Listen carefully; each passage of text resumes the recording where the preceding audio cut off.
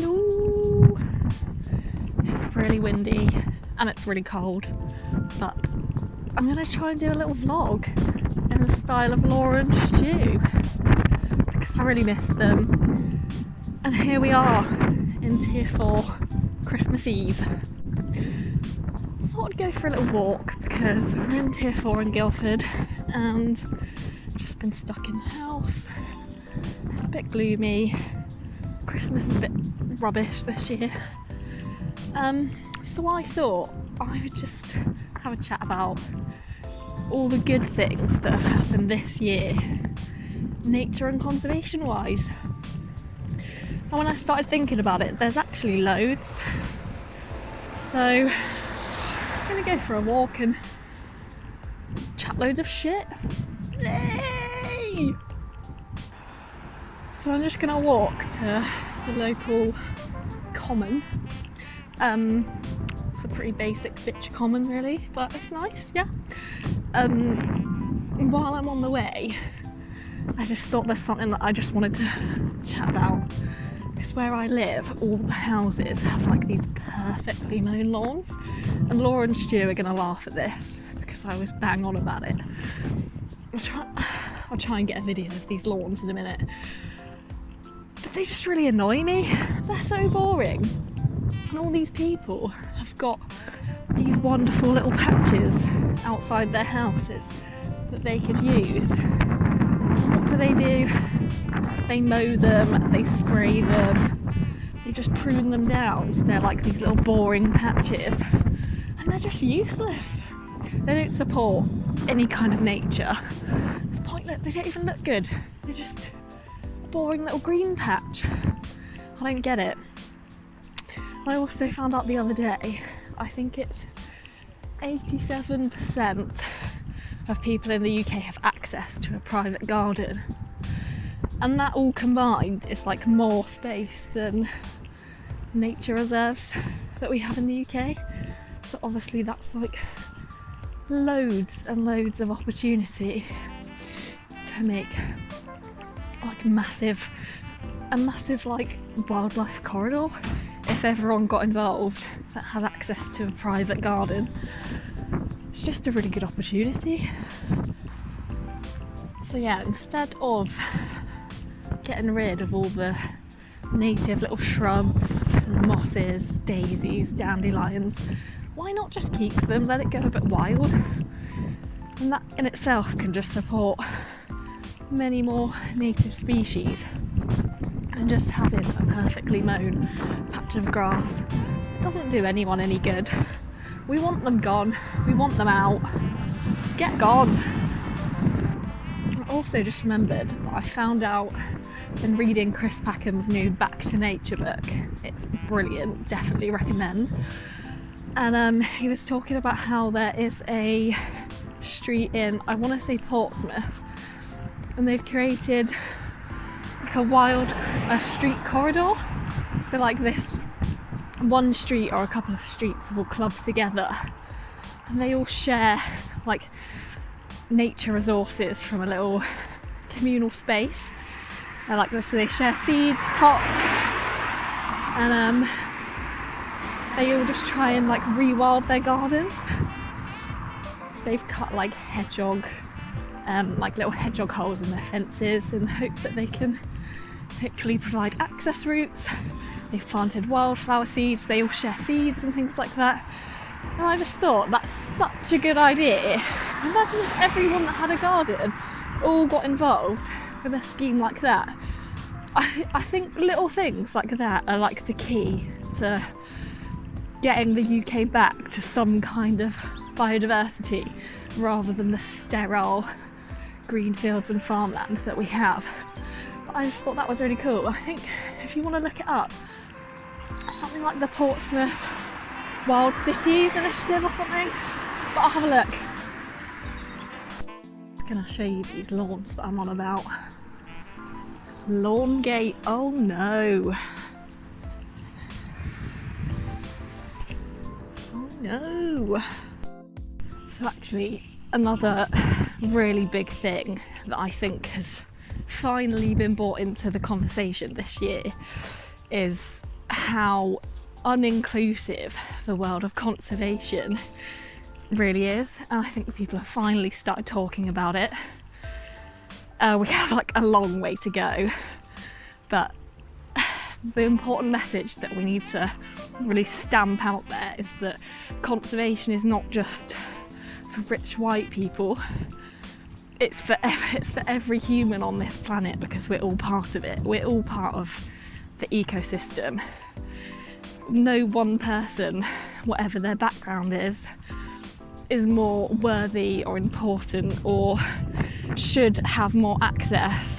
Unfortunately, obviously that's not the case at the moment.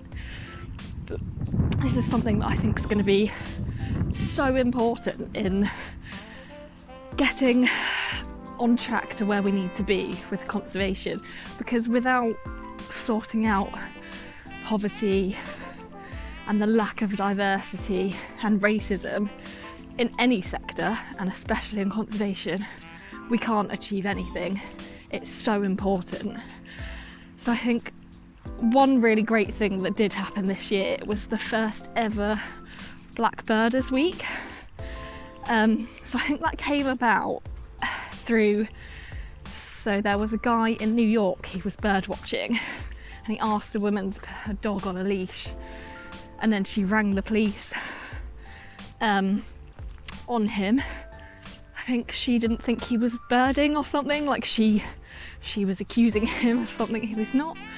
And that's just a prime example of people thinking, you know, just putting someone in a box, just being racist.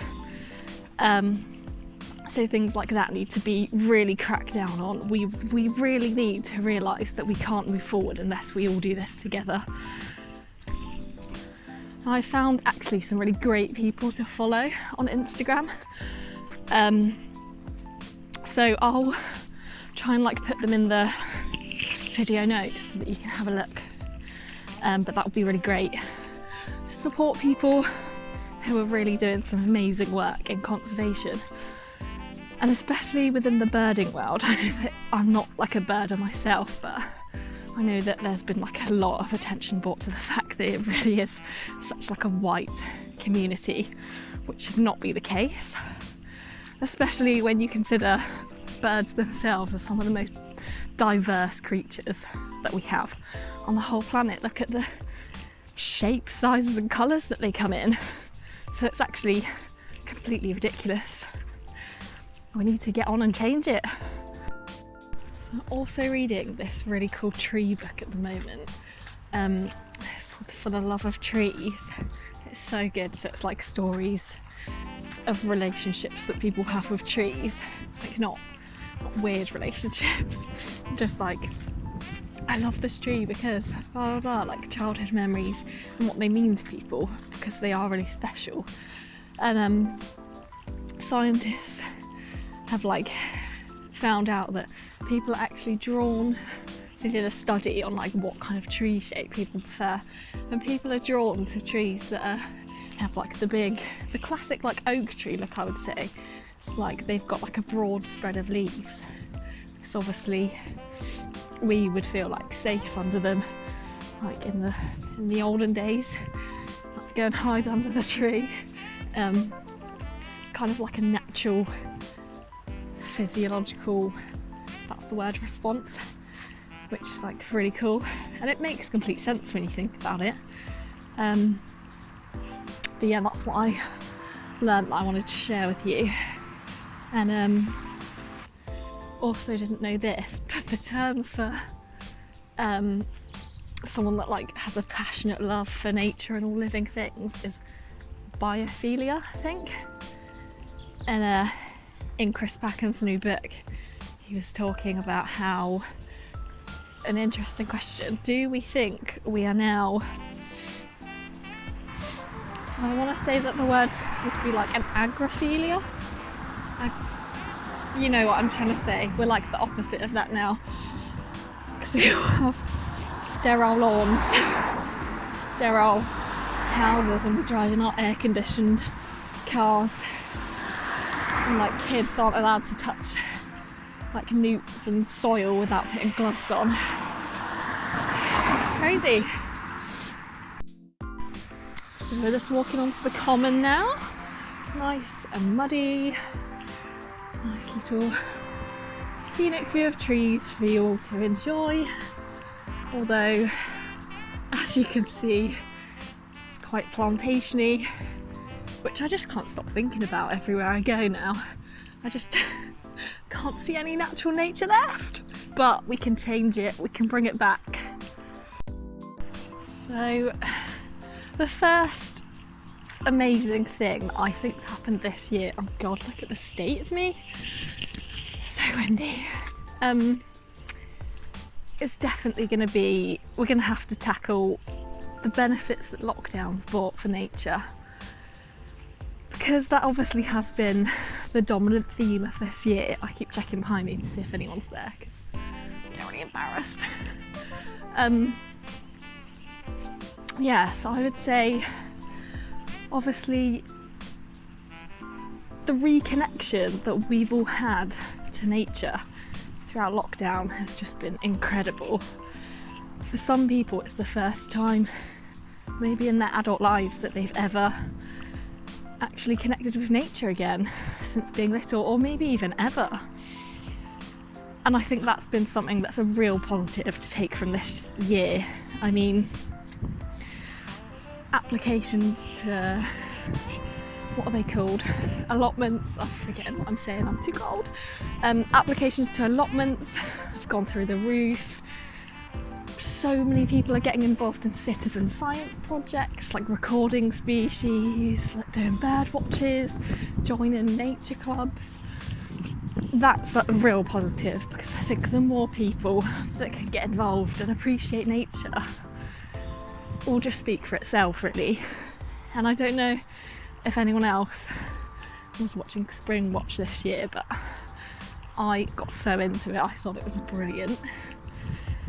And yeah, I think they said as well that they had the highest viewings that they've had for years. Their viewings have been going down in previous years, and this year their viewings like rocketed up. People were loving it, like really getting involved. I think the key thing was that nature was there for people in a really, really horrible time. Nature is something that's like a solid, like it's just always there, isn't it? You go outside and it represents life, and it really is just beautiful and something that we really need to cherish. Such a beautiful day. I just saw a squirrel over there somewhere, but I'm kind of blinded by the light right now. Seen a couple of lovely blackbirds, some magpies so far, a couple of blue tits. I'm literally doing this on my phone, so I'm not going to be able to get very good pictures, but there we go. So I found out the other day that sleeping birds, scientists found out that they've got these incredible complex neurons in their brain, that when they're sleeping they're all like firing around, and they can actually like practice in effect their song. It's like they're going over it in their head, which I think is amazing. That's really cool. And also I think it's zebra finches, they actually are like practicing it, so like they're so into, I can't remember the exact like phrase, but they if there's enough airflow when they're asleep, they're practicing almost so hard they can actually like sing and practice their song in their sleep, which is really beautiful. I just think that's amazing. So back to the first really good thing that this year has done for nature. I was just going to say as well, there's the obvious thing of like lockdown brought us less pollution. I think like the Himalayas could be seen for the first time without like a big cloud of smog. Amazing things like that. There's been like jaguars walking across streets, like crazy things. Nature is like coming back into cities, so like cleaner air, less noise pollution. Like imagine the oceans as well. I can imagine that was a really nice break for the magnificent species that we have in there. I'm gonna fall over in a minute, to be honest. yeah, so that's like the obvious big thing that happened. But of course, we have kind of just gone back to churning out stuff, which is not great. But yeah, the other thing as well that I would say lockdown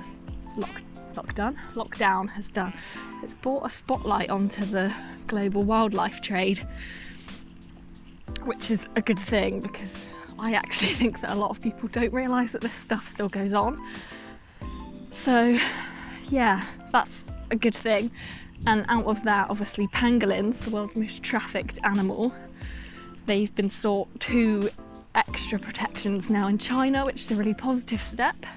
So it just shows that we can make these positive changes. We just need to bloody get on with it and do it.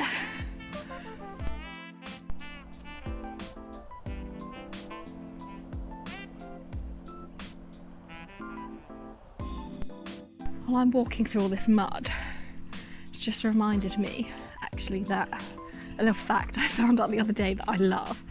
It's that earthworms, they did a study, I think it was from the 70s, and earthworms visit each other's burrows up to 17 times before mating occurs. So that's basically like they're dating, really, which I love, before they become exclusive. It's really cool. Just had to do a quick march because there was someone behind me. I got really embarrassed. So another amazing thing that's happened, we've had a few species make a comeback. I don't think this is talked about enough. So the Tasmanian Devil has returned to Australia after 3,000 years. So I think they got overhunted at the time, and there was like a segregated population on the island of Tasmania.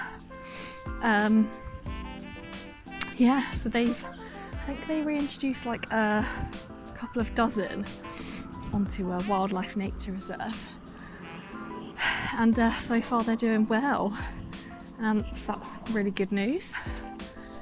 And there's also been, I think this is really cool, I think it's on one of the Wallaceian Islands, I don't know if that's how you say it, but we'll go with it. They've discovered 5 new species and 5 subspecies of bird, which is really cool.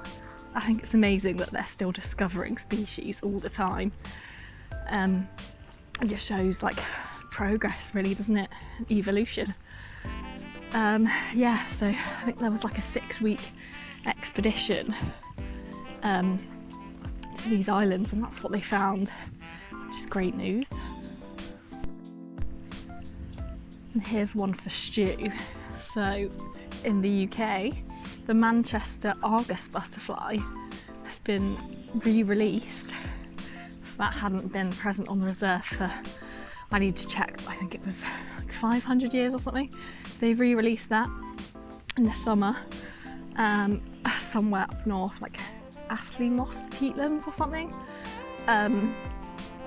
Yeah, so up north, and scientists are now waiting for the spring to see how many of their eggs will hatch, which is really exciting, really cool. And I'm wearing a Manchester United shirt today in support of those Manchester butterflies. Yay! Oh god, I'm so blind by this sun. That's so nice though. So as well, I've meant to say this earlier with the whole pangolin thing. There was like an operation, I think it was, what's it called? Operation something 2020, it had quite a cool name. And it was like a big crackdown by Interpol and the World Customs Organisation, I think. And they recovered like 30 chimpanzees, like loads of live wild animals that were being illegally transported. So they managed to recover those, which is a great positive step. I think it needs to be highlighted that this stuff is going on all the time. And we need to realise, really, I think we all need to think more about where things come, like where does our food come from? If we're buying a pet, should it really be a pet? Is it a wild animal? Which brings me to another point which I just want to ramble on about while I'm here, is that I feel like I have a lot of friends who don't know about this. And I know that Laura's done a blog on it, so definitely check that out on the Con-Chat page. But tourism with wild animals, I would just really steer clear of that. So like, even if you're gonna sit there and be like, oh, but like the elephants looked really happy, the tiger was lovingly stroking it, like, please just know that if it's a wild animal, probably shouldn't be getting petted or ridden or stroked by you. It should be in the wild, or if it's in a sanctuary, if it was a really good one, I don't think they would have visitors. It's not okay. I think we need to learn to appreciate wild animals from afar, respect their space, because I think if this year has shown us anything, it's that we haven't been respecting wildlife space. We've encroached upon it and we've hit breaking point, and as a result, as a literal direct result, we've had a world pandemic which has caused heartbreak and pain and death to so many people. And the sad thing is that we really could have avoided this if we treated animals with the respect that they, not even obviously they deserve, but like they get first pick on it. They're amazing. It's not even a question. We shouldn't be carrying on like this. So if there are people out there that are like, oh, I don't really care about animals, it's not really a choice anymore. You don't have to care about them. You don't have to think they're cute or pretty.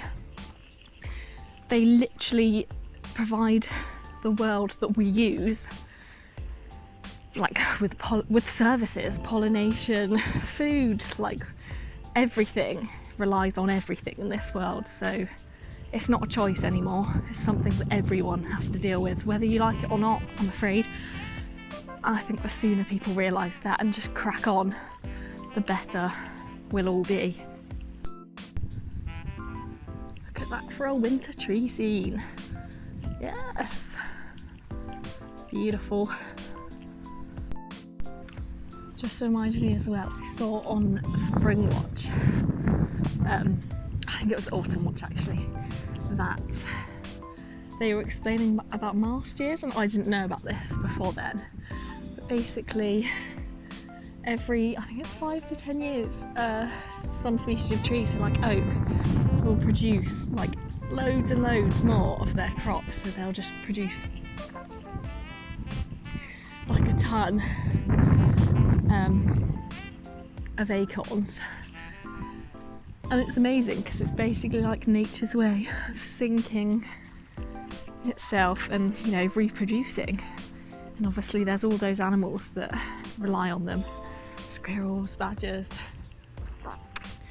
and in these marsh deers, even all those animals don't eat all of the like produce that the oak trees produce, so obviously they can then hopefully in the following years turn into lovely little oak saplings, which is great. So yeah, I feel like I've been rambling on. I don't know if any of what I've said has made sense, but I hope that you can realise that there are positive things amongst all of the stuff they bang on about on the news that are going on. And the key message is that you can make a difference. There's a lot of people with the attitude that, oh, like, look at what they're doing in China. Well, you need to look at what you can control, what you can do, and there's a lot of things that you can do that might be very small, that consistency is the key really. If you keep plugging away at them, that will make a difference. And I know they will, because I do them myself and I see the difference it makes. So don't listen to those people that aren't interested. Carry on doing your changes. Soon enough they'll see. So yeah, I think I was just gonna say, I wonder if anyone out there's got any like targets they've set themselves for the new year. So mine is, it's gonna be A big one for me, so Laura showed me a documentary, I have to get her to link it in the comments. It was about like the cotton industry and fast fashion, and that really opened my eyes up. I've never really thought about it before, which I feel terrible to admit. That opened my eyes up to how terrible fast fashion is on the planet. So my target for 2021 is going to be to go fast fashion free where I can, and no one's perfect, but it's certainly a step that I feel like I can take. So I'm going to be trying to buy second hand, buying good quality new clothes that are going to last, and keep getting involved with things with Conchat, like the Close the Climate exchange that they did. So I think they've got a lot more of those planned. So that's my target. So yeah, let us know what your targets are. Would love to know. See if like I can adopt any of those myself, really. And my key message, I suppose,